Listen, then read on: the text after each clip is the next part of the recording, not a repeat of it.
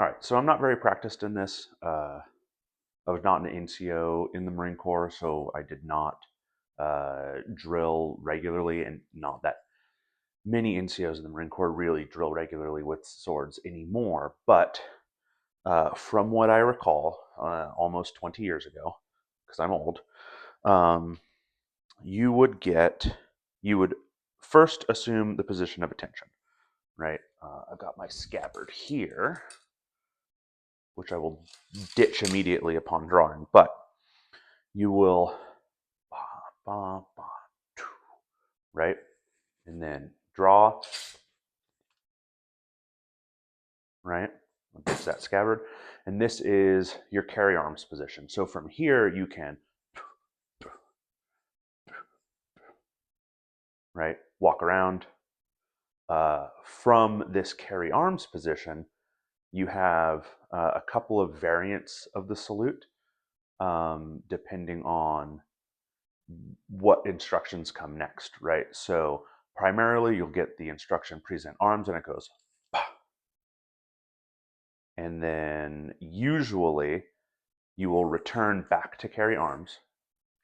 Boom. Oh, stab myself in the face. Watch out. Right? Bomb.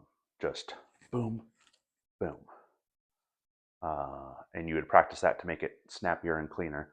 Alternatively, you could wind up here and then here, depending on criteria. I don't remember.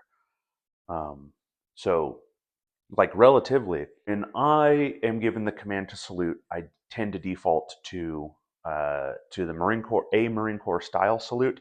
It tends to be something as simple as I'll be standing here waiting with my sword held in some convenient way, and then as soon as the command to ready or salute is given, I'll come to attention, present the sword, and then drop it back down before assuming my fencing stance.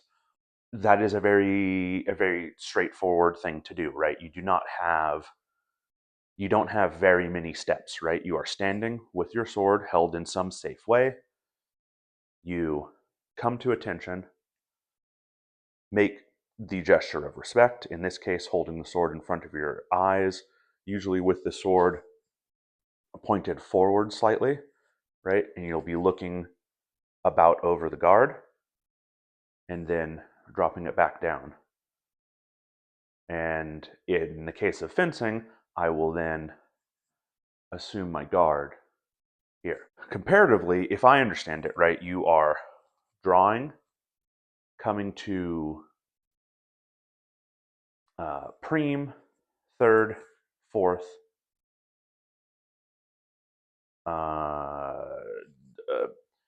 bowing over the sword, bowing to the judge, bowing to the audience. I don't mean to poo-poo anybody's preferred thing. If that feels cool to you and you're having a good time, I don't care. For instance, like when I'm running classes at my club, I require a gesture of respect, but I don't care exactly what it is. If you want to do like I do and just bomb, bomb, and then begin, that's totally fine. If you want the sword up and then the sweep out to the side, that's totally cool.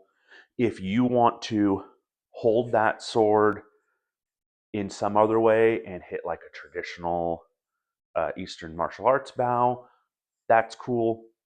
In my view, from a purely practical perspective, what I'm looking for is the fencer making a respectful motion, and also as a primary motivator is the fencer responding to verbal commands, right?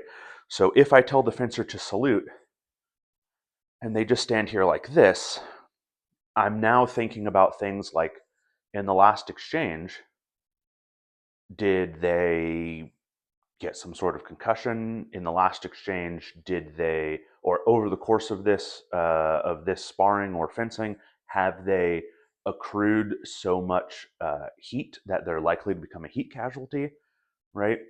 Um, so I'm looking for anything that is generally respectful, right? Some sign, and also that they're responding to it. So it could be as simple as them standing here and they'll just go like this and then come back into it. That's all fine to me. But it's just an interesting thing about club cultures and military cultures.